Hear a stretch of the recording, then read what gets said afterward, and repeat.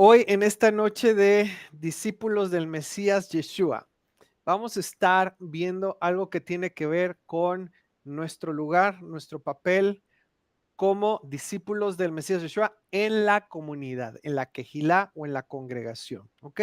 Recuerden que estamos viendo 4 diferentes enfoques. Uno es personal, es mi lugar en Dios, mi identidad. Segundo es en lo familiar, mi lugar en mi familia, en mi casa. Tercero es mi lugar como discípulo del Mesías Yeshua en la comunidad o en la quejilá, en la congregación. Y el cuarto es mi lugar en el mundo, nuestro trato con los del mundo. Entonces, hoy vamos a ver un tema relacionado con la quejilá. Vamos a continuar, estamos viendo los ministerios o áreas de servicio que hay bíblicos en una comunidad de creyentes, en una quejilá. Y hoy toca el turno de ver el tema del servicio o ministerio de la enseñanza. Entonces, si alguna vez has estado involucrado en la enseñanza, pues bueno, vamos a ver qué es lo que la Biblia dice con respecto a este servicio o este ministerio. Ahora, nada más, como cada ocasión que vemos uno de estos temas, te recuerdo cuál es el enfoque. Tú y yo, como discípulos del Mesías Yeshua, tenemos un llamado principal que tiene que ver con nuestra relación con Dios. Antes que pensar en servir en una congregación, antes que pensar en mi familia, antes que pensar en un ministerio con el mundo, lo primero para toda persona que es un discípulo de Yeshua es un lugar de intimidad, de comunión con Dios. Eso es lo primero. En ese lugar, en esa intimidad, en esa relación, se van a dar los frutos del Espíritu por esa comunión con Dios, que son 9 y los encontramos en Gálatas 5:22. Esos 9 frutos son amor, gozo, paz, paciencia, benignidad, bondad, fe, mansedumbre, dominio propio. Son el resultado de nuestra relación personal con Dios. Eso todo discípulo de Yeshua lo debe tener en primer lugar. ¿Qué pasa si eso no es lo primero en mi vida? Incluso en mi relación con la congregación. Si esto no es lo primero, lo que puede llegar a pasar es que lo que sea que yo haga reemplace mi relación con Dios. Eso se ve muchísimo, ¿sí? Donde de pronto estamos haciendo cosas o estamos haciendo ministerios que llegan a tomar el lugar de nuestra relación con Dios y eso es súper peligroso. Entonces, lo primero en la vida de un discípulo del Mesías Yeshua es su relación personal, su comunión íntima con Dios y eso va a producir los frutos del Espíritu. ¿Qué sigue después? Después de eso, no vamos a servir todavía. Después de eso, lo que sigue es un trabajo personal. Antes que pensar en ayudar a otras personas, que servir a otras personas, tengo que ver lo que yo mismo necesito. Antes que ayudar a otros, yo tengo que estar bien. Yo tengo que ver por mí mismo, ¿sí? Entonces, nuevamente, antes que pensar en ministerio, antes que pensar en algo con los del mundo, antes que pensar en voy a dar, voy a dar, voy a dar, voy a dar, es lo que yo tengo que establecer en mi vida, porque yo voy a dar de lo que yo tengo, de lo que yo soy. Entonces, ahí entra el trabajo en 7 áreas de desarrollo personal o de carácter en donde yo tengo que trabajar y esas las encontramos en segunda de Pedro 1:5 al 8. Segunda de Pedro 1:5 al 8 y dice que esas áreas de trabajo personal son virtud o capacidad, conocimiento, dominio propio, constancia, devoción a Dios, afecto fraternal y amor. Si no lo hago yo en mi vida antes de pensar en ayudar a otros, ¿qué podría pasar? ¿Qué podría salir mal? Que nos volvamos hipócritas, ¿ok? Queriendo ayudar a alguien en necesidad cuando no hemos atendido lo que yo primero necesito, ¿sí? Entonces, o tratar de hacer algo por alguien, sacarle la paja cuando yo todavía no trato con la viga que hay en mi vida. Entonces, primero, trabajar en lo personal, lo que yo sé que necesito tener y hacer en mi vida. De ahí es de lo que yo voy a dar a los demás, ¿ok? Entonces, cuidado con los sustitutos. Cosas que podemos hacer, atajos que podemos tomar en nuestro servicio, en nuestro ver por los demás, o distracciones, cosas que podemos hacer en lugar de trabajar en lo que cada uno de nosotros tiene que trabajar. Esas 7 de desarrollo personal es bien fácil, también se ve mucho. Personas que están involucradas en un montón de cosas, haciendo un montón de cosas, ocupando su mente y su tiempo en un montón de cosas. Y el trabajo personal, bien, gracias, hay que lo haga alguien más. Eso no es la manera de poder servir o ser de utilidad para el Señor. Primero lo hago yo, primero lo establezco en mi vida y de ahí entonces puedo dar a los demás.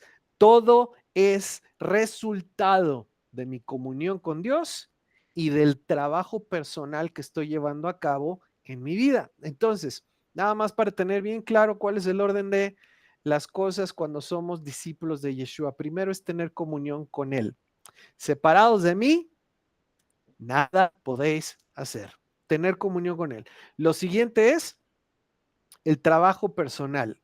Eso que nosotros tenemos que hacer con la ayuda de Dios en nuestra vida. Y entonces, lo que podamos hacer por otros, por los de mi casa o los de la comunidad, la congregación, es resultado de lo que yo tengo. ¿Ok? Entonces sigue en prioridad esto, después de tratar con lo que yo tengo que tratar, de hacer lo que yo tengo que hacer, que sigue mi familia inmediata, mi cónyuge, si estoy casado, mis hijos, vives con tus papás, tus hermanos, hermanas, esa es tu familia inmediata, ese es tu lugar de servicio inmediato, ¿sí? La familia inmediata, estoy hablando de cónyuge, estoy hablando de hijos o hermanos, si vives con ellos, estoy hablando de tus padres, si vives con ellos, esos son tu familia inmediata y ese es nuestro lugar donde vamos a empezar a servir, por eso primero viene familia, luego la congregación, la quejilá, y luego el mundo, en ese orden, ¿ok? Es muy importante. Entonces, bueno, por eso estamos haciendo lo que estamos haciendo en la manera en que lo estamos haciendo. Entonces, rápidamente vamos a 1 Corintios 12:4, por favor. 1 Corintios 12:4. Este, si alguien se llega a quedar atrás, tome nota. Recuerden, se están haciendo las grabaciones. Bienvenidas, Cristinas. Gusto saludarles. Marta también, bienvenidas. Y los que vayan llegando, muy bienvenidos todos. Qué gusto. Vamos a 1 Corintios 12:4. Dice, esto es el trabajo con la congregación, con la quejilá, ¿sale? 1 Corintios 12:4. Ahora bien, hay diversidad de dones, pero el espíritu es el mismo. Ya vimos los dones espirituales. Hay también diversidad de ministerios, es en lo que estamos ahorita enfocándonos, pero el Señor es el mismo. También hay diversidad de actividades o roles, eso los vamos a ver después, pero el mismo Dios es el que realiza todas las cosas en todos, pero a cada cual le es dada la manifestación del Espíritu para provecho mutuo. Entonces, primero, en nuestro trato y servicio a los de la comunidad, de la congregación, tenemos 9 dones que el Espíritu nos ha dado, habilidades, capacidades espirituales y a veces sobrenaturales que el Espíritu de Dios nos da para poder hacer ese servicio unos a otros. Esos ya los vimos. Están en 1 Corintios 12:8, que son palabras de sabiduría, de conocimiento, fe, dones de sanidades, milagros, profecía, discernimiento de espíritus, géneros de lenguas, interpretación de lenguas. Esas son las dones o habilidades especiales dadas por Dios para servirnos unos a otros. Luego vienen en lo que estamos, los ministerios, ¿sí? O áreas de servicio. Son 7 y son para bendición de la quejilá. Están en Romanos 12:6 al 8 y son los que estamos viendo. Ya vimos profecía, servicio. Hoy vamos a ver enseñanza y nos quedan pendientes exhortar, dar, presidir y misericordia. Y luego vienen las actividades o los oficios que son más bien específicos para formar a los creyentes, para tomar un rol o un lugar sirviendo al Mesías. Esos están en Efesios 4:11 al 12. Efesios 4:11 al 12 son apóstol, profeta, evangelista, pastor, maestro. ¿Sale?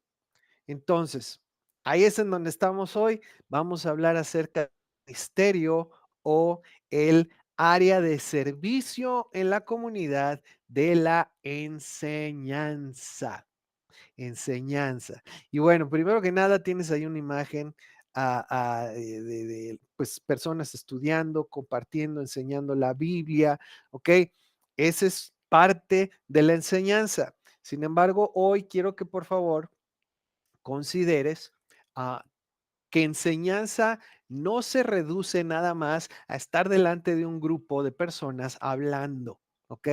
Enseñanza es mucho más que solamente pararte a hablar en frente de personas, ¿sale? Yo no sé si hay entre nosotros ahorita, o sea, sí hay en la comunidad, pero si hay entre nosotros ahorita personas que se dediquen a la docencia o a la enseñanza de manera profesional o secular. ¿Alguien? Marta, estás por ahí. Yo, sí, Eh, yo. Ibis también. No sé si de los que están ahorita, alguien más. Jocelyn también, sí, educación. Muy bien. Entonces, ustedes saben que enseñar no se reduce nada más a pararse delante de un grupo y hablar. Obviamente, ¿sí? Como educadores lo tenemos presente. Yo en algún momento me he dedicado también a la enseñanza secular, ¿sí? Tienes que buscar modos, maneras, hay formas. Ahí entra todo lo que es la pedagogía, la didáctica, ¿sí? Formas de poder compartir conocimientos, habilidades, etcétera. Entonces, enseñanza no es nada más hablar delante de personas, ¿ok? Nada más que lo tengas ahí, como de trasfondo. Vamos a Proverbios 1:1. Vamos a ver cuáles son los fundamentos de la enseñanza, cómo debe de hacer una enseñanza bíblica a una comunidad de creyentes, ¿sale? Proverbios 1:1 dice, los proverbios de Salomón, hijo de David, rey de Israel, para entender sabiduría y doctrina, para conocer razones prudentes. A ver, aquí tengo la autora de esa canción. Sí, bueno, el autor es Salomón, pero aquí le pusieron música a ese texto para que los hijos en casa lo pudieran memorizar de manera más fácil. Eso es enseñanza también. ¿Te das cuenta? Hay muchas maneras en que se puede enseñar. Entonces, los proverbios de Salomón, hijo de David, rey de Israel, para entender sabiduría. El propósito de la enseñanza es ayudarnos a entender sabiduría y doctrina.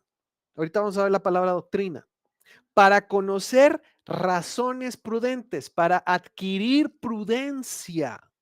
Todo esto es el propósito de la enseñanza bíblica. Entiende la sabiduría, adquiere doctrina, ¿sí? Ten prudencia en tu vida. 3, dice, para recibir el consejo de prudencia, justicia, juicio y equidad. Cada una de estas cosas es el objeto de para qué enseñamos, ¿ok? Para dar prudencia, justicia, juicio y equidad a quien escucha. 4, para dar sagacidad a los simples y a los jóvenes inteligencia y cordura. Esto es también el propósito o el objeto de la enseñanza, darle sagacidad, entendimiento a los simples y a los jóvenes darles inteligencia y cordura. Por favor, si estás tomando nota, esto es el propósito de la enseñanza. Y cuando vayamos a enseñar, esto vendría a ser como el checklist de si nuestra enseñanza en realidad está cumpliendo con su propósito. bíblicamente, dar inteligencia y cordura a los jóvenes, sagacidad a los que son simples, dar consejo con prudencia, justicia, juicio y equidad, dar a entender la sabiduría y la doctrina, adquirir razonamiento prudente. Todo ese es el objetivo de la enseñanza. Me voy a brincar aquí, vamos al 7, Proverbios 1:7. El principio de la sabiduría es el temor de Jehová o el Eterno. Los insensatos desprecian la sabiduría y la enseñanza. Ojo, dos cositas aquí. ¿Cuál es el principio de la sabiduría? Lo podemos decir fácil, ¿no? Temor al Señor. Ok, ¿qué quiere decir eso?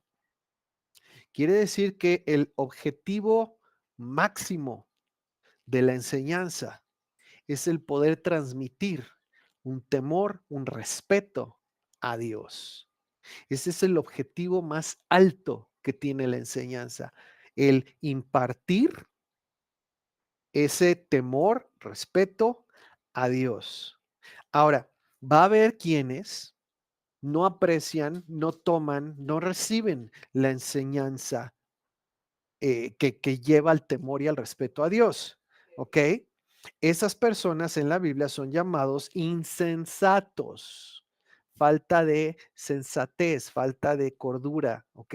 Desprecian la sabiduría y la enseñanza. Entonces, aquí ya nos está diciendo, va a haber quienes desprecian la enseñanza y la sabiduría, ¿ok? Bueno, entonces dijimos, estos son los fundamentos. ¿Cuál es el fundamento sobre el cual se debe de establecer cualquier enseñanza para los creyentes en la comunidad? Es el temor y el respeto a Jehová, a Dios. ¿Ok? Entonces, cuando tú, si tienes este llamado a este servicio enseñando, cuando tú vayas a enseñar, lo primero que tienes que ver es en qué manera lo que tú vas a compartir va a guiar a quien lo escucha a temer y respetar a Dios. ¿Ok? Ese es el objetivo máximo de la enseñanza. Es el fundamento sobre el cual se construye toda enseñanza dirigida a los creyentes. Debe tener el objetivo de cómo puedes conocer, cómo puedes respetar, cómo puedes honrar a Dios y cómo puedes hacer su voluntad que tenemos por escrito en su palabra. Ese es el objetivo máximo de toda la enseñanza dirigida a los creyentes. Honra, teme, respeta a Dios y cómo puedes llevar a cabo su voluntad para tu vida y para todos los creyentes. ¿Ok? Eso es lo máximo. Hay enseñanzas que cumplen con este propósito.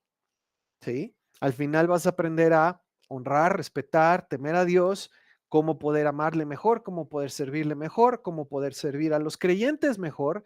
Y hay otras enseñanzas que no tienen ese propósito, que también es bien común encontrar entre los creyentes. Enseñanzas que solamente van a alimentar el ego, inflar la vanidad, el crecerse uno, y que no necesariamente te llevan ni a temer ni a respetar a Dios, ni a servirlo y amarlo mejor, ni a servir y amar más a los demás. Entonces, cuidado, porque tenemos que también aprender a discernir entre una enseñanza y otra, y cuál es dirigida por Dios, aprobada por Dios para su pueblo y cuál no. ¿Sale? Entonces, vas a compartir, vas a enseñar, ok, piensa, este es tu checklist, esto que voy a dar, cómo va a enseñar, cómo va a mostrar, cómo va a dar a conocer a Dios, cómo va a guiar a quien escucha a amarle, respetarle, temerle, y cómo va a guiar a quien escucha, cómo le va a enseñar, le va a ayudar a amar y servir más a los que le rodean, a la quejila. ¿Ok? Seguimos. 8. Oye, hijo mío, la instrucción de tu padre y no desprecies la Torá de tu madre. Ok, esto está tremendo.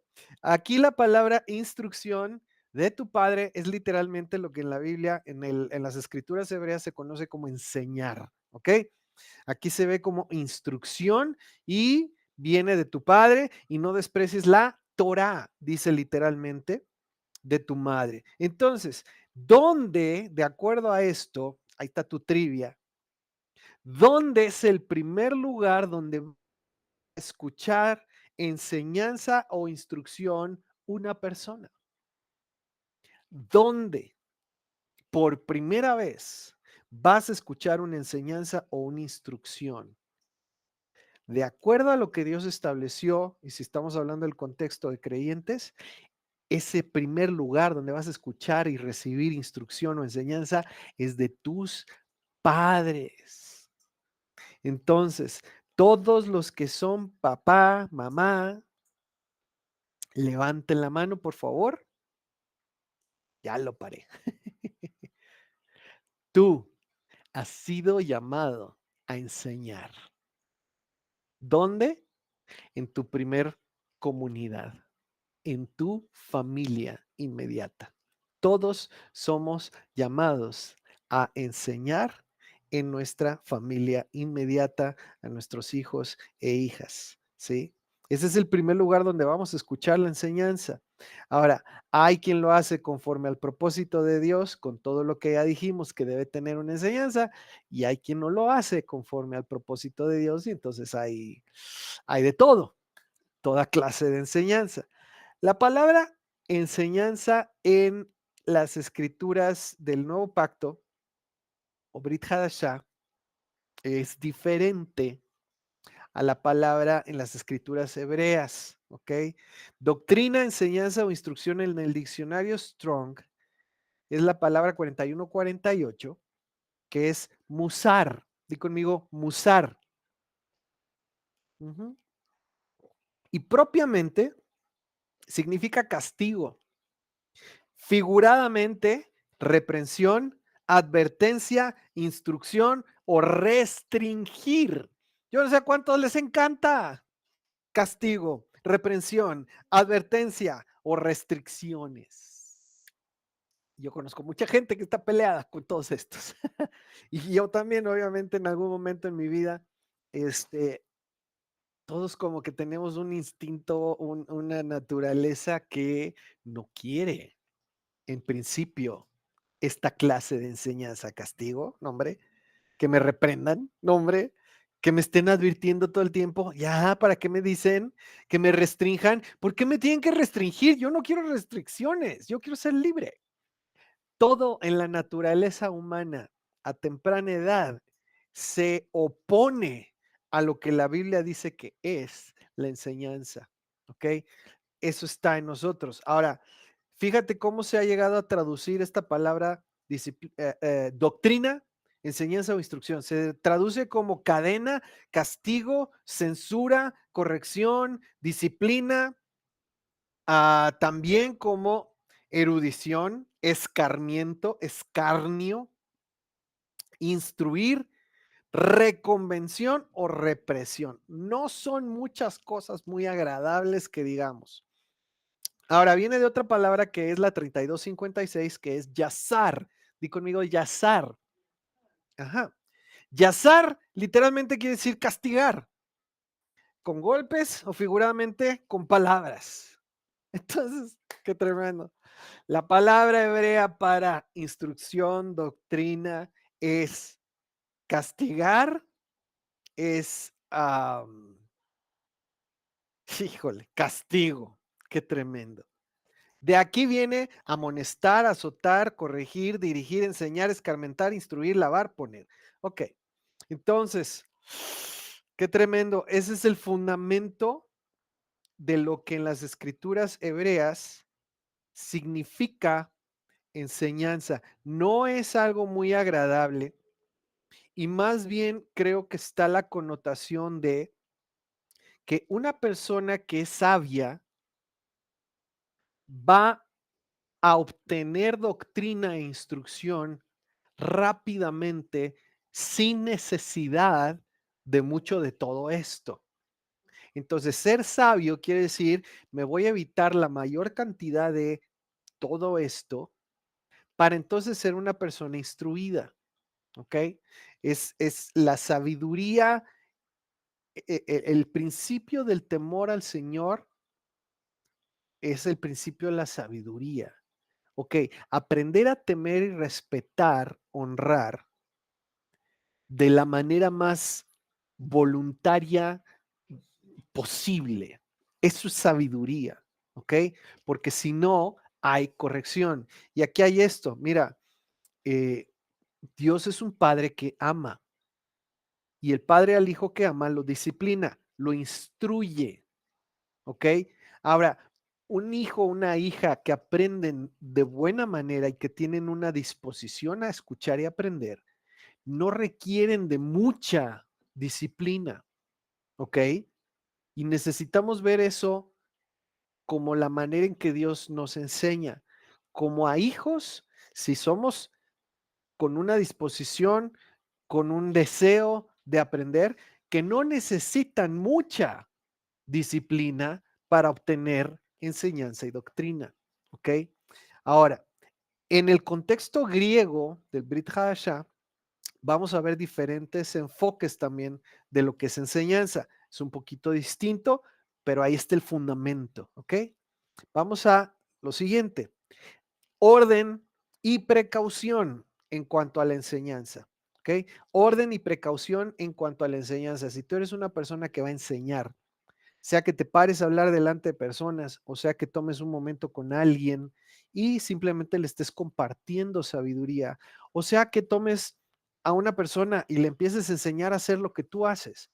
Aquí hay algo de orden y precaución que necesitamos tomar en cuenta. Primera de Timoteo 4:16. Primera de Timoteo 4:16. Timoteo era alguien que fue enseñado por el apóstol Pablo. Y le escribe, 1 Timoteo 4:16, ten cuidado de ti mismo y de la doctrina. Literalmente doctrina es la palabra enseñanza, ¿ok? En las escrituras griegas. Persiste en ello, pues haciendo esto te salvarás a ti mismo y a los que te oyeren. Aquí hay un principio muy importante. Primero, persiste tú y te vas a salvar a ti. Y después va a afectar a los que te escuchen. Entonces, la primera persona a la que tú y yo debemos enseñar o instruir es a nosotros mismos. Vuelvo a lo que ya establecimos antes. La primera persona que necesito instruir o enseñar no es nadie de mi casa, no es nadie de la comunidad, soy yo mismo.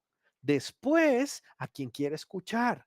Pero tenemos que primero aprender, asimilar y practicar nosotros mismos para entonces tener algo que podamos enseñar a otros, ¿ok?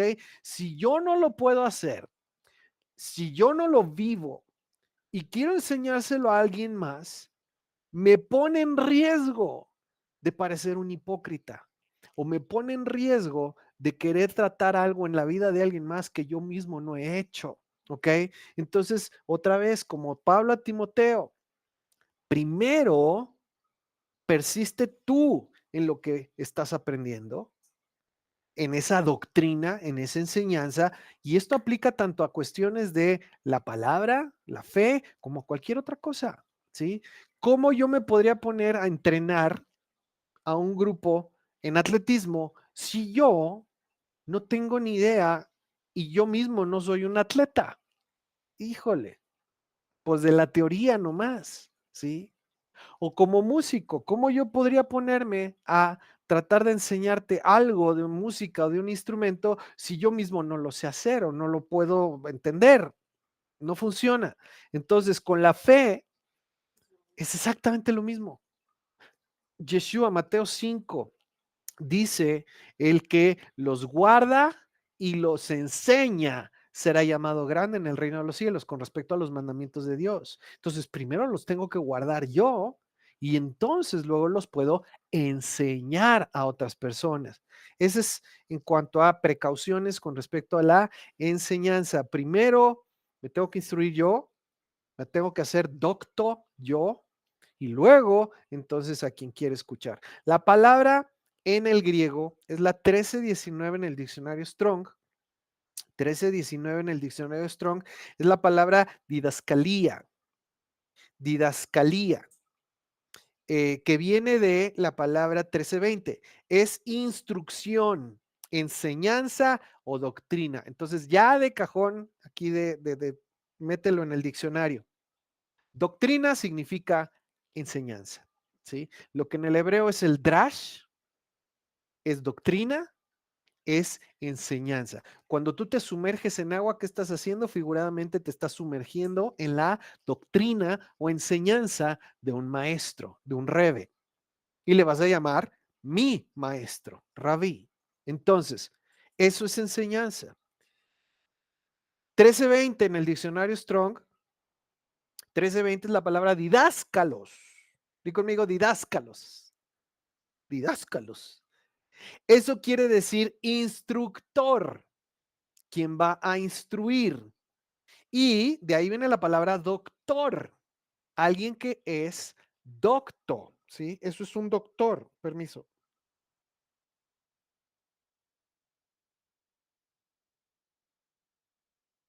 ¿Sí está de nuevo el audio?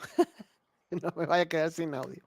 Entonces, un doctor es alguien que es docto en algún tema, un maestro o un padre. De ahí vienen los términos maestría y doctorado. Por ejemplo, mi abuelo fue un doctor en agronomía, ¿sí? Y todo el mundo le llamaba doctor y muchos pensaban que era médico, pero pues no, era una persona con un doctorado en agronomía, ¿sí? Una persona muy instruida. Entonces, docto o doctor viene de instrucción, de alguien que es instruido. Didasco, no queda asco. 13:21 en el diccionario Strong, didasco es de un verbo que significa enseñar, dao, enseñar, ¿ok? Y viene de todo lo mismo, enseñar, instruir, aprender. Entonces, cuando veas doctrina, cuando veas instrucción, cuando veas enseñanza, es todo lo mismo, es la misma palabra. Cuidado con el enseñar algo en lo cual nosotros no somos doctos, maestros o instruidos. Primero lo hago yo, primero lo aprendo y lo aplico yo, y entonces lo enseño. Padres, madres, antes que tratar de instruir a nuestros hijos, tenemos que instruirnos nosotros mismos. ¿Sabes que ese es el reto más grande que hemos encontrado como padres? Sobre todo al principio, el que necesitamos hacer todo aquello que nosotros queremos que nuestros hijos hagan desde chiquititos, ¿sí? Quieres enseñarles hábitos, costumbres, tú las tienes que hacer primero. Y eso es así en toda la vida. Ahora, después ya tienes otras complejidades y retos, pero ahí empieza. Mateo 23:1. Mateo 23:1. Entonces Yeshua habló a la muchedumbre y a sus discípulos.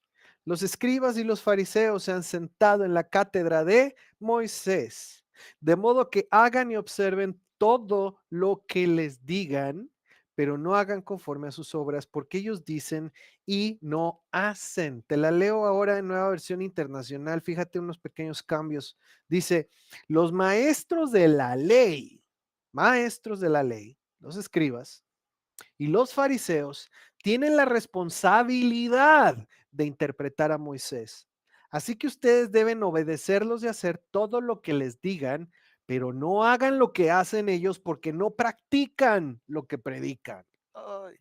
En la versión Dios habla hoy, fíjate, los maestros de la ley y los fariseos enseñan con la autoridad que viene de Moisés. Por lo tanto, obedézcanlos ustedes y hagan todo lo que les digan, pero no sigan su ejemplo porque ellos dicen una cosa y hacen otra. Y vuelvo a mi ejemplo, padres, madres e hijos. Nuestro primer lugar de enseñanza. Los escribas eran los maestros, los que tenían la encomienda de enseñar, ¿ok? Al pueblo los principios, instrucciones y doctrina de la ley de Dios. Ahora, cuando viene el primer siglo y viene Yeshua, ¿lo estaban haciendo bien? No. ¿Por qué? Porque estaban enseñando una cosa con la autoridad de Moisés. La cátedra de Moisés se dice que era un banquito en donde una persona que iba a leer la ley se sentaba y cuando estaba sentado en ese banquito leyendo la Torá, no podía decir absolutamente nada más que lo que estuviera escrito.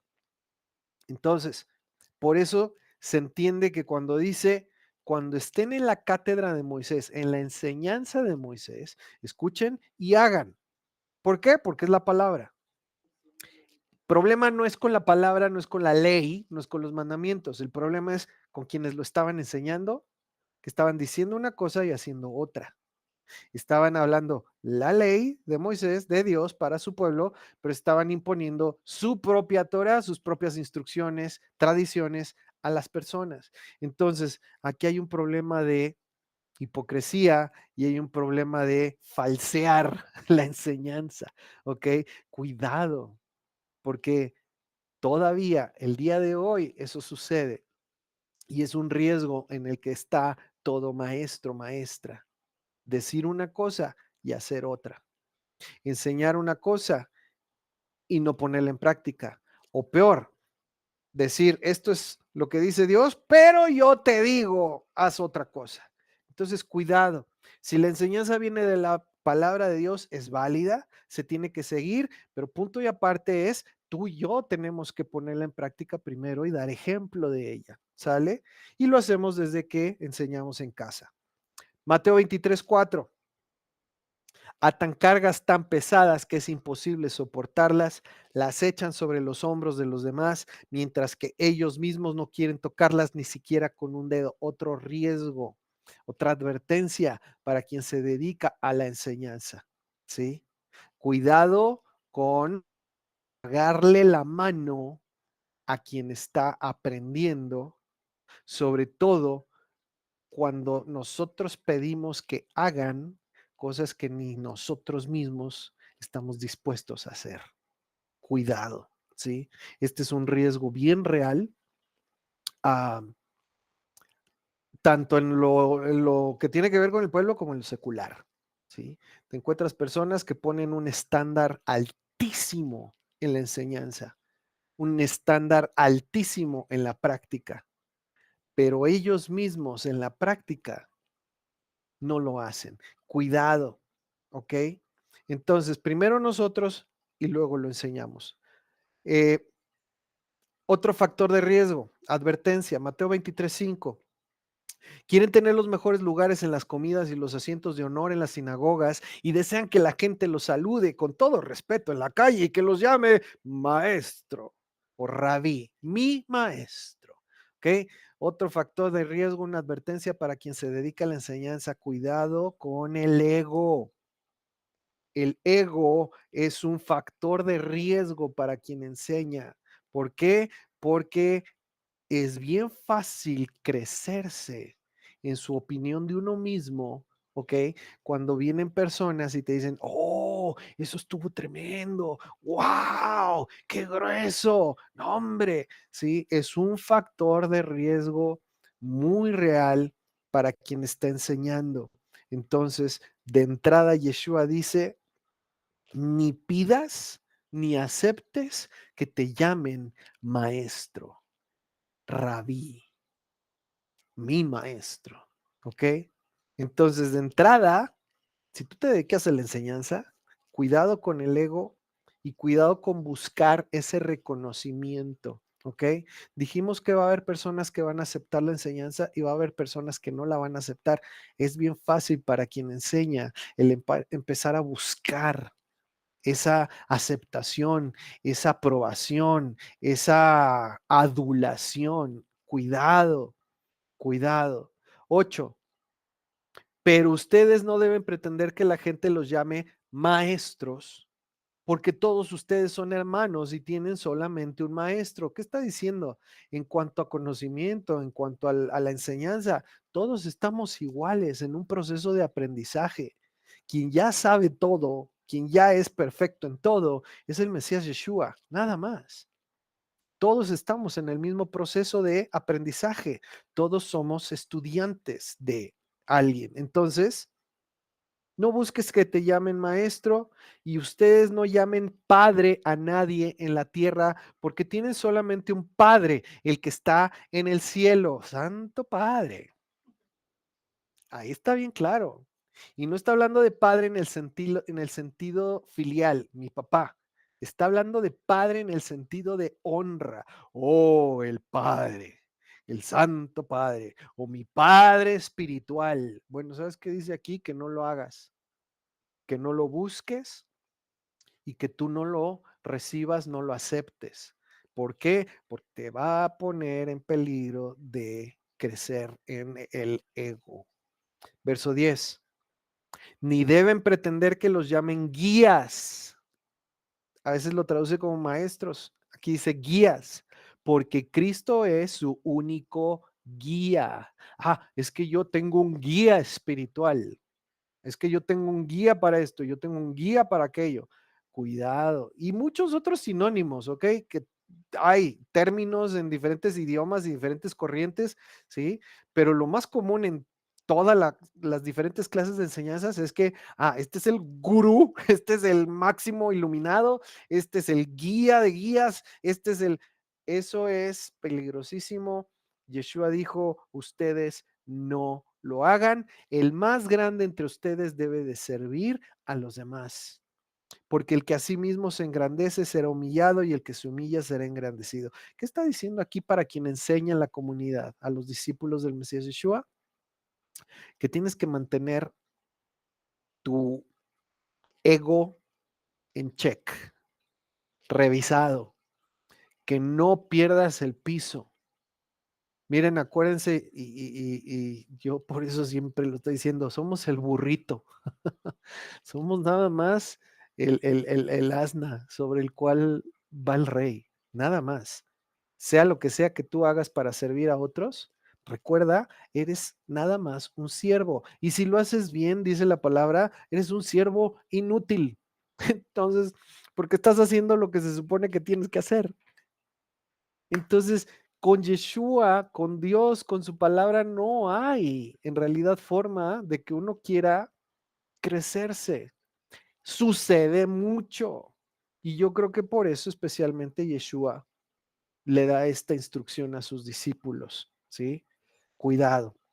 Segunda de Pedro 2, lo leímos este Shabbat en el contexto de falsos maestros y los hace como equivalentes a falsos profetas que están hablando en falso, sabiduría falsa. Y dice 2 Pedro 2:1, va a haber entre ustedes falsos maestros, como en el pueblo hubo falsos profetas. Judas 1:3 al 13 también habla de eso. Dice que su enseñanza es con engaño, es para manipular y es para aprovecharse de las personas. Oh, triste realidad entre los creyentes. Cuidado. Entonces, aquí hay dos advertencias.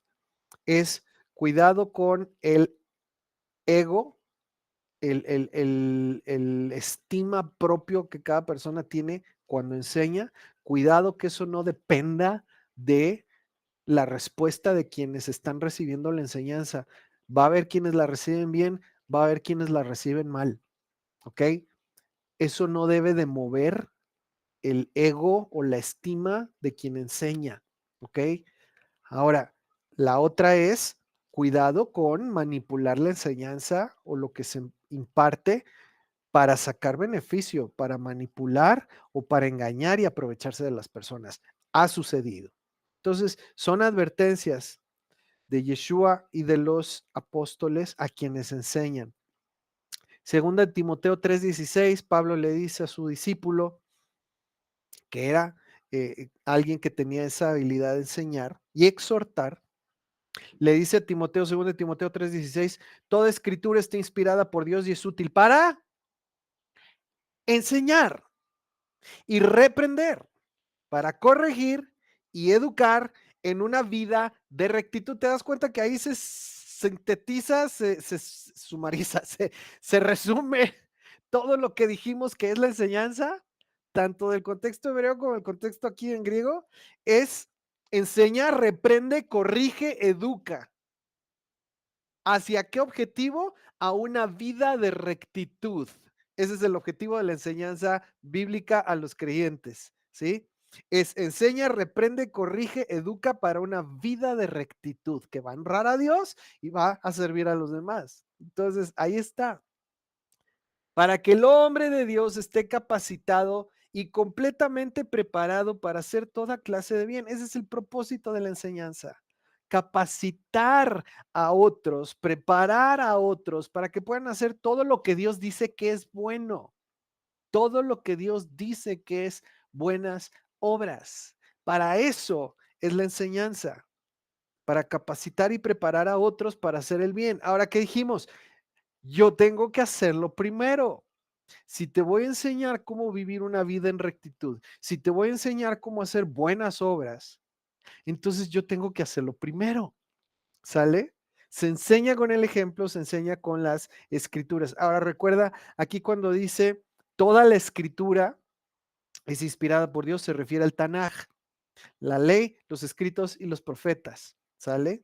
Son útiles para enseñar, reprender, corregir, educar y capacitar a todos para vivir una vida en rectitud, honrar y servir a Dios. Entonces, ahí está advertencias y principios para quien enseña. Ahora, retos.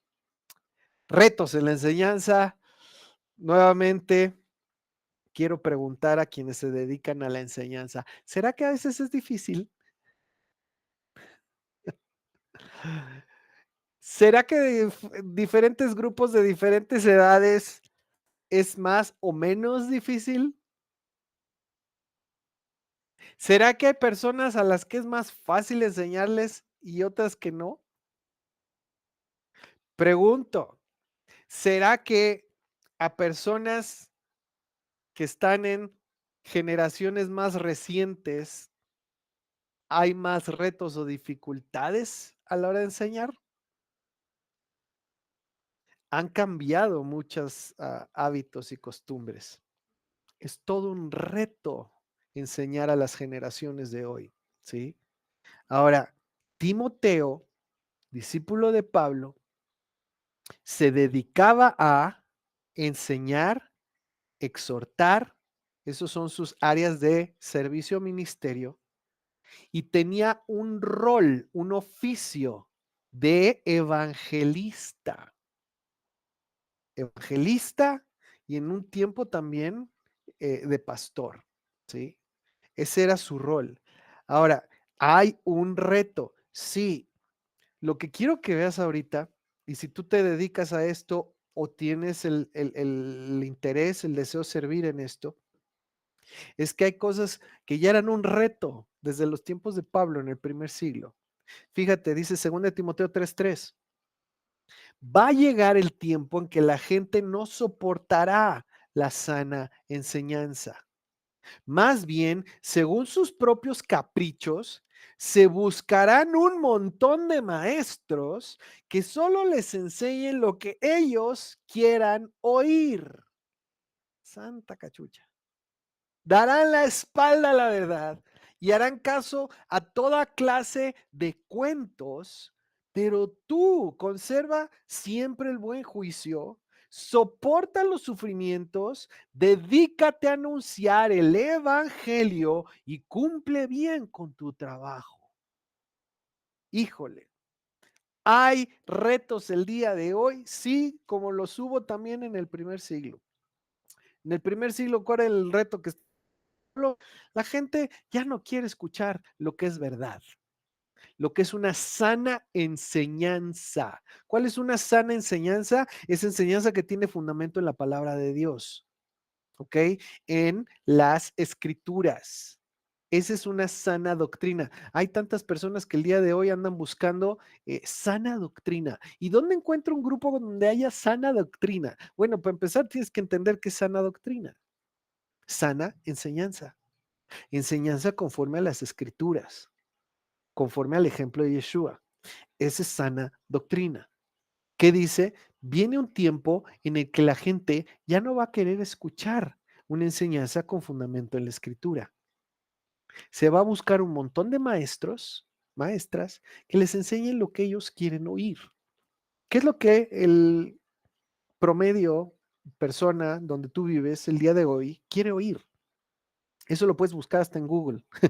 ¿sí? Trending topics. ¿Cuáles son las búsquedas más comunes? ¿Sí? Por país, por lugar, por edad. Ok, eso es lo que la gente quiere oír. Y yo no sé cuántos se han dado cuenta que cada vez menos la gente quiere oír sana doctrina, sana enseñanza con fundamento en la escritura. Quiere oír todo lo que quiere oír. ¿Cómo consigo lo que yo quiero? ¿Cómo tengo una vida de éxito? ¿Cómo puedo ser feliz? ¿Cómo puedo, no sé, realizarme como persona? Etcétera, etcétera, etcétera. ¿Cómo puedo ser popular? ¿Cómo puedo ser famoso? ¿Cómo puedo tener mucho dinero? ¿Cómo puedo viajar por el mundo? Etcétera. ¿Cómo puedo obtener lo que yo quiero? ¿Cómo puedo hacer lo que yo quiero hacer? ¿Cómo puedo llegar a ser quien yo quiero ser? Y la sana doctrina, ay no. Entonces, había un reto en el primer siglo, lo sigue habiendo en nuestros días. ¿Cómo se puede enseñar la verdad de tal manera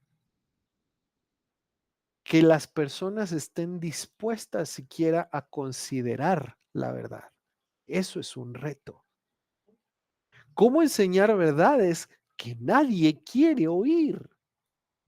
Porque en nuestro contexto, tiempo y cultura van en contra de todo lo que se predica y se enseña en nuestro contexto, tiempo y cultura. ¿Cómo enseñar lo que nadie quiere oír? ¿Cómo enseñar de tal manera que por lo menos haya la disposición a escuchar? Es todo un reto. Ahora, ahí es donde entra quien tiene el don de Dios para servir en esta área. Tiene ingenio, tiene revelación, tiene capacidad dada por Dios, creatividad dada por Dios para hacer esto que cada vez más es tan difícil. ¿Ok? Obvio, hay también herramientas prácticas, enseñanza que se puede encontrar sobre didáctica, pedagogía, métodos, formas de presentar un tema, una clase, etcétera, cómo poder hacerlo de una manera didáctica, dinámica, interactiva. Y el maestro, la maestra, va a tener ese querer saber cómo, querer aprender cómo y querer llevarlo a la práctica. Y esa es una señal de que una persona en realidad tiene de Dios ese llamado a servir en esta área. 3.4. Características de quien enseña. Ya te acabo de dar una, ¿ok? ¿Sí? Hay un deseo por conocer, por saber cómo puedo enseñar la verdad a quien tal vez no la quiere oír, o cómo puedo presentarla de una manera en que sea más fácil tener esa disposición a escucharla. Esa es una. Pero vamos a seguir con características de quien enseña. Esto, recuerdas, es algo que estamos tomando de un autor llamado Arthur Burke, ya tiene muchos años, es algo pues que tomamos y consideramos, ¿ok? Nada más considéralo. De acuerdo a este autor, algunas características de quien tiene el llamado a este ministerio o área de servicio son las siguientes. Le gusta escudriñar cosas nuevas, ¿ok? Le gusta estar conociendo, sabiendo cosas nuevas. Eso es algo que lo mantiene o la mantiene enganchado, ¿sí? El estar conociendo cosas nuevas. No rechazan nada de forma inmediata hasta que ya lo examinaron todo desde diferentes ángulos o puntos de vista, ¿ok? No son una persona que dice, a ver qué es esto, ya, y lo botan. No, lo van a ver y por qué y cómo y de dónde y quién lo hizo y para qué, ¿sí? Lo que sea que llegue a su atención, le van a ver todos los ángulos posibles hasta poder entenderlo, ¿ok? Dados al trabajo de investigación, les apasiona investigar, escarbar y conocer y preguntar y por qué y de dónde y cómo. Ponen a prueba las cosas. Lo que es verdad, te lo van a sustentar con argumentos. Te van a decir, mira, yo creo esto. Por las siguientes razones, y te voy a dar por lo menos 2, pero eso es por lo menos, porque normalmente te van a dar 7 explicaciones para una cosa. Son sus argumentos, ¿ok? Que validan lo que están hablando, lo que creen o lo que están enseñando. Entonces, todo lo sustentan mucho. Es una persona muy precisa en su manera de pensar y de hablar, no hablan a la ligera, ni sin sentido, ni sin pensar muy bien lo que están diciendo.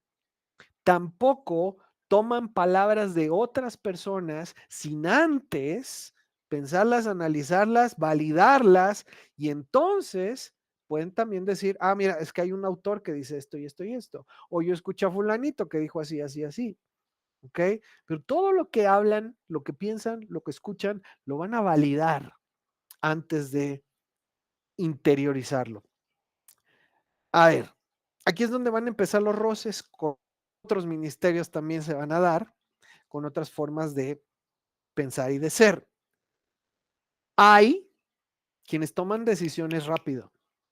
Hay quienes ven una situación y dicen, ah, esto es así, así, es para acá. Hay personas que escuchan algo y dicen, a ver, ¿tú qué dijiste? ¿Tú qué dijiste? ¿Tú qué dijiste? Ok, es esto, ya. Y seguimos. Personas más de decisión rápida, de validar rápido, de no ponerle tanto pero y punto y demás a las cosas. A ver, dime lo sencillo en una palabra. Ah, ok, eso es, dale, vámonos. Simplifican todo, ¿ok? Ese tipo de persona va a tener roces muy fuertes con alguien que tiene esta inclinación a la enseñanza. ¿Por qué? Porque quien tiene el enseñar, de acuerdo a este autor, todo lo pasa por ese proceso de análisis, de validación, de interiorizar, de explicar y entonces tomar acción o tomar una decisión. Entonces, imagínate dos personas que estás en eso. Alguien que decide rápido, piensa rápido, valida rápido, habla rápido. Y alguien que no, se toma el tiempo para todo. A ver, ¿qué dijo? ¿Y qué dijo? ¿Y cómo? ¿Y por qué? ¿Y tú qué dijiste? ¿Y cómo lo hiciste? Y esto así, ya van a tener un roce simplemente por diferente manera de actuar, de pensar, de decidir. El proceso de un maestro es muy dedicado, muy lento. Yo no sé cuántos de ustedes les gusta la película del Señor de los Anillos. A mí me recuerda mucho un personaje que era, era un árbol y era pastor de árboles, ¿sí? Y se juntan en un consejo de árboles para decidir si van a ir a la guerra o no contra los malos, ¿no? Entonces están ahí discutiendo y demás, pero es un idioma muy antiguo que tiene miles de años. Entonces se ponen a discutir ahí, pasa la mitad de la película, regresan ahí, están discutiendo y llega el señor el árbol y dice, bueno, ya llegamos a un acuerdo. Hemos decidido que vale la pena hablar del asunto. Entonces, no manches. Y ya la película se está acabando, ¿no? Entonces, ese sería el maestro.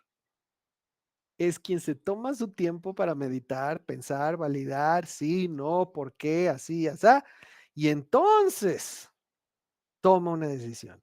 Eso es parte de quién es esa persona. Y son la contraparte del visionario o del profeta, ¿sí? Que probablemente en algún momento van a tener roces por esa diferente manera de pensar y de decidir, ¿sí? Profeta, visionario, dice, esto es así, es para allá, es por esto, por esto, por esto, vámonos, dale. Y el maestro necesita tomarse su tiempo para validar y entender y entonces decidir. Entonces, cuidado, son diferentes formas de ser, no es que una sea mala, buena o que sea pecado, nada por el estilo. ¿Ok? Son personas reservadas en cuanto a sus emociones y aspectos personales de su vida. Yo no sé si por ahí alguien ya se está identificando. Personas reservadas en cuanto a sus emociones, no andan contándole a todo mundo cómo se sienten, y aspectos personales íntimos de su vida. Son personas sumamente leales a su familia y a sus seres queridos. ¿Ok? Leales a su familia y a sus seres queridos. De hecho, dicen, y ya sabrás de qué personalidad viene, una de las pocas maneras en que tú puedes motivar o mover a un maestro o una maestra a actuar rápido es poniendo en riesgo o en peligro a sus familiares y seres queridos. Ahí sí no la piensan. Tendencia a no devolver lo que toman prestado. El autor explica que no es una mala onda, una mala intención, ¿sí?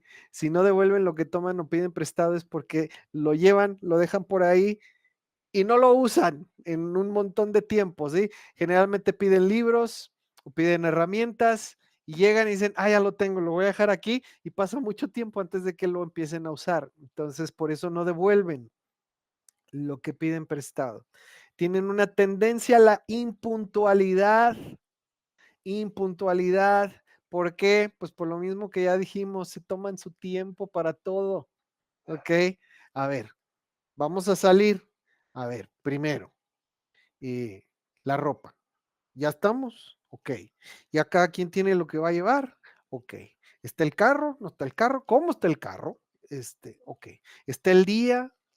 Sí, está bien. Ok, vamos. ¿Por dónde me voy a ir? Entonces, tienen una tendencia a la impuntualidad y también no se les da fácilmente el administrar sus finanzas, ¿ok? Administrando finanzas. Eh, la tendencia es no se les da. Cuando algo sucede, otro rasgo del maestro o la maestra, cuando algo sucede y no concuerda con lo que tú crees o lo que tú piensas, híjole, te causa problema. Es que yo pensé que las cosas eran de cierta manera. A mí me dijeron que la cosa iba a ser así. Y estoy viendo personas, estoy viendo situaciones que no concuerdan con lo que a mí me dijeron o lo que yo sabía. Les causa mucho problema, tanto que se pueden bloquear. Y en vez de adaptarse y reaccionar y seguir, se quedan justificando por qué creen o por qué dijeron o por qué piensan lo que creen, lo que piensan, lo que les dijeron. ¿Ok? Eso les causa problema, el estar en conflicto con algo que ya habían aceptado o validado como verdadero, con una información que tenían. Es que a mí me dijeron que este paquete que compré, pues iba a ser así, así, y llegué, y pues ahora resulta que siempre no. Y pues es que, ¿por qué me dicen? A mí me dijeron y a mí me explicaron, y entonces, sí, esa. Y pues es que no se vale, tendría que ser esto y esto, porque a mí me dijeron. Y pues no, no está bien, no está bien. En vez de moverse, en vez de adaptarse, en vez de reorganizar toda su perspectiva del asunto, batallan con, es que ¿por qué no es como se supone que debía de ser o como yo creí que iba a ser? ¿Ok? Eso les causa problema. Les cuesta trabajo iniciar algo si no tienen claro cuál es el final, todo el proceso. El A, B, C, D, ¿sí? No, no, no, es que primero necesito saber qué pasos voy a seguir y qué es lo que me voy a esperar y cuál va a ser el resultado final. Si no, pues no empiezo. Y eso los lleva a temas de finanzas, de negocios, de servicio, de muchas cosas, ¿sí? Le puede causar inmovilidad. Otra, cuando no ha trabajado en su carácter, tiende a renegar de sus responsabilidades. Busca que los demás hagan lo que le corresponde especialmente a esa persona hacer, y especialmente sucede en el hogar, ¿sí? Es, ah, me toca, pero no, a ver, fulanito, menganito, échense un volado para ver quién lo hace, ¿sí? Reniegan de lo que les toca hacer y buscan que alguien más se ocupe de lo que les toca. ¿Por qué? Porque siempre tienen algo más que quieren hacer, ¿sí? Especialmente en el hogar. No me vean a mí, ese es el comentario del autor. Tienen un maravilloso sentido del humor. Son bien simpáticos, simpáticas. Son quienes tienen el comentario gracioso en cualquier situación, que rompen la tensión, que ayudan a que el ambiente siempre esté animado, padre, ¿sí? Tienen una excelente capacidad de tratar un asunto y traer claridad en cuanto a lo que es ese tema. Entonces, tienen buen humor, son simpáticos o simpáticas, rompen la tensión, am, son diferentes rasgos. Ejemplos en la Biblia. Ejemplos en la Biblia de maestros o maestras. Tenemos, por ejemplo, a Lucas, el médico, ¿sí? Quien recopiló gran cantidad de detalles, testimonios sobre la vida de Yeshua. Lo recopiló, lo validó y entonces lo compartió. Fue quien permaneció con Pablo hasta el último. Persona muy leal, íntegra, honesta, ¿sí? Entonces, Lucas es un ejemplo de una persona con este llamado a la enseñanza. Posiblemente se dice también que Miriam o María, la madre de Yeshua, dice la escritura que ella guardaba todas estas cosas en su corazón, ¿sí? Todo lo que estaba haciendo Yeshua, todos los milagros, las cosas que vio, las estaba interiorizando y las estaba guardando en su corazón, validando, ¿sí? Entonces, ese es un rasgo característico de maestros, maestras, evalúan, analizan, internalizan todo lo que sucede y no son impulsivos para actuar o para decidir. Al contrario, miden bien los pasos que van a seguir antes, ¿sí? Ahora, ¿en dónde vemos el trabajo de maestros o maestras? Fíjate, la Torá, muchas de las tareas que realizaban los levitas y sacerdotes tienen que ver con la enseñanza o con el rasgo de quien es maestro, alguien que enseña.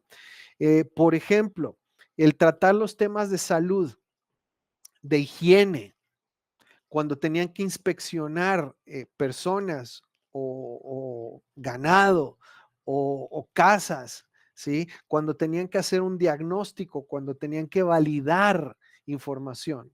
Todos esos son rasgos de quien enseña.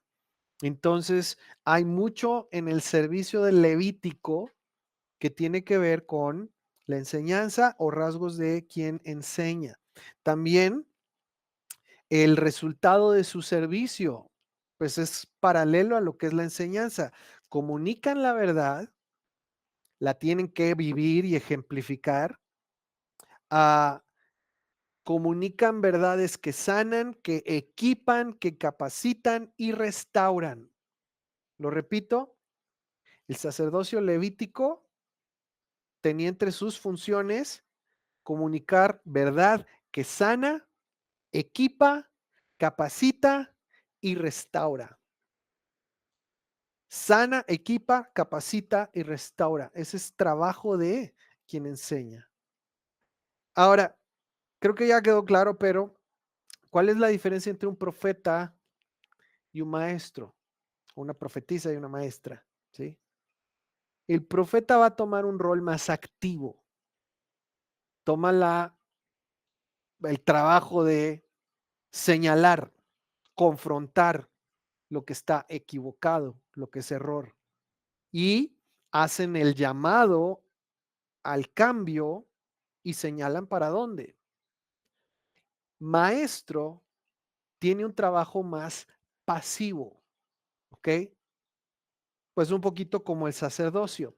Si tú piensas, por ejemplo, en profeta, por ejemplo, tienes Natán, en su trabajo de profeta fue y confrontó a David. No se esperó, ¿verdad? Él tomó el rol activo de ir y confrontar y señalar y entonces dirigir. En el tema de maestro, que es un rol más como el el sacerdocio no va a ir. El sacerdocio espera que la gente venga. Entonces, la actitud es más bien pasiva. Esperan a que la persona en el error venga ya convencida del error y lista para reconocer su necesidad de ayuda, de entrenamiento, de consejo o con arrepentimiento y entonces actúa. ¿Ok? Esa es la diferencia entre el rol de profeta y de maestro. Ahora, ¿hay un llamado a la enseñanza? Sí, definitivamente, claro que sí. En nuestros días es muy necesaria la enseñanza. ¿Es un reto? Sí. ¿Hay cosas que quienes lo van a hacer tienen que tener cuidado con ello? Sí, pero es sumamente necesario, ¿ok? En los tiempos en los que estamos viviendo, el tomar la verdad y compartirla, y buscar la manera en que, pues mínimo los creyentes quieran la verdad. Es todo un reto y es muy necesario, tanto como era necesario el trabajo de los levitas en el pueblo, ¿sí? Hay una necesidad de que personas se ocupen en vivir, practicar y entonces compartir la enseñanza. Esa enseñanza va a depender especialmente de una cosa, y lo dije al principio, y estoy regresando al principio. Lo que va a capacitar a un maestro, una maestra a enseñar, primero que nada, es su comunión íntima con Dios. En aquel momento se les dirá lo que han de decir. Cuando los lleven y los presenten el Espíritu te va a dar lo que necesitas decir, lo que necesitas enseñar, lo que necesitas señalar. ¿Ok? ¿Qué necesitas? Comunión con Dios. El poder ser dirigido por su Espíritu. Eso es lo más importante en la vida de un maestro, una maestra. Una intimidad con Dios y su palabra. Si no hay eso, el maestro o la maestra se convierte solamente en alguien que está compartiendo información, que está dando un tema, que está compartiendo conocimiento o que está compartiendo la verdad. Hay mucho de eso, mucho de eso.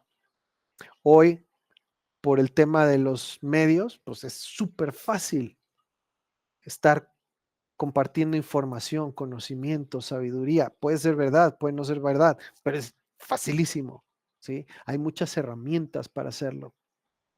También eso concuerda con los últimos tiempos, que dice que en los últimos tiempos aumentará el conocimiento. Ahora, el maestro no solamente comparte conocimiento, el maestro o la maestra comparten de su relación íntima con Dios, lo que Dios les ha dado, y te lo pueden presentar viviéndolo. Y tienen de Dios la dirección para saber cómo llegar a tu vida y cómo hacértelo entender y que lo quieras además. Eso es un maestro, no nada más alguien que comparte información, que comparte conocimiento, ¿sí? Es muy diferente. Mira, eso hasta en lo secular se sabe y se enseña, ¿sí? Que no te puedes nada más parar y compartir información y conocimiento y ya. Eso no es un buen maestro, ¿ok? Bueno, ¿cuánto más en los principios eternos de la verdad de Dios? Tienes que compartir de lo que hay, de lo que tienes, de lo que vives, de lo que Dios te ha mostrado, de lo que has tenido tiempo de practicar, adquirir esa maestría y entonces puedes dar esa doctrina. Eso es el reto del maestro. Y por eso es que tenemos en el primer siglo a los escribas, a los que Yeshua reprendía. ¿Por qué? Porque nada más hablaban y explicaban, pero ellos no practicaban. Y sí le ponían a la gente cosas que Dios no había dicho que tenían que ponerles. Entonces, primer reto de un maestro, maestra, es tu relación con Dios. ¿Hay tiempo de enseñar? Sí. ¿Hay tiempo de compartir? Sí. Pero lo primero es el tiempo en los pits. Antes de la carrera es el tiempo en los pits. Es el tiempo de práctica. Es el tiempo de dale tú, hazlo tú, vívelo tú, entiéndelo tú y entonces hay el tiempo de enseñar a otros lo que ya tú has dominado. Mateo 13:52. Vamos a llegar al final de esto. Mateo 13:52, Yeshua les dijo, por eso todo escriba o maestro de la ley que se ha convertido en un discípulo del reino de los cielos es semejante al dueño de casa que saca de su tesoro cosas nuevas y cosas viejas. Sabe qué es lo que tiene que sacar de su tesoro, ¿ok? De lo que tiene en casa. De eso va a dar. Segunda de Timoteo 2:15. Dice Pablo a Timoteo, procura con diligencia presentarte a Dios aprobado como obrero que no tiene de qué avergonzarse, que usa bien la palabra de verdad. Primero te presentas tú delante de Dios, ¿ok? Primero. Y después usar bien la palabra de verdad. Entonces todo empieza con uno mismo, especialmente quien va a tomar el rol o el servicio de enseñar a otros. Empieza con uno. Vamos a orar. Padre, yo te doy gracias por esta noche que hemos podido compartir este tema. Padre, en tu escritura, en tus palabras hay enseñanza. Las palabras de los Shaliachim, de los apóstoles, hay instrucción, hay enseñanza. Y tú nos has dado ejemplo de cómo podemos hacer este servicio a otros.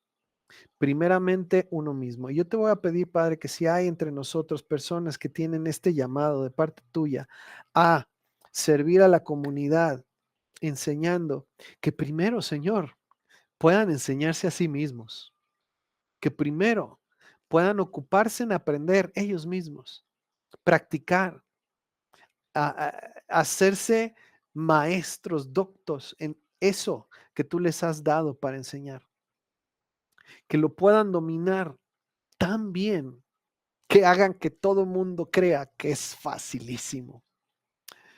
Y que entonces, Señor, con humildad, sabiendo que somos iguales delante de ti, puedan dar de lo que han recibido, puedan enseñar a otros lo que ya han puesto en práctica en su vida, en su familia, en su relación contigo, en su aplicación de tu palabra, Señor. Que verdaderamente sea enseñanza respaldada por ti con poder, con hechos, con obras y con tu espíritu, Señor. Obviamente fundamentada en tu palabra. Entonces, Señor, más que abrir bocas, yo te voy a pedir que tú des la capacidad de dar ejemplo con la vida, con la práctica misma y sí también con palabras. Así sea, Señor, en la vida de toda persona que tú has llamado a esta forma de servir a tu pueblo, que sea avivado, Señor, los dones espirituales que ayudan a llevar a cabo este servicio y que toda persona, Señor, que sea identificado con estas características pueda estar respondiendo y decir, Señor, ayúdame a instruirme a mí mismo, ayúdame también a enseñar a los de mi propia casa, Señor, mi primera escuela, y también, Señor, ayúdame a ponerlo en práctica y servir a los de la comunidad. En el nombre de Yeshua. Amén. Amén.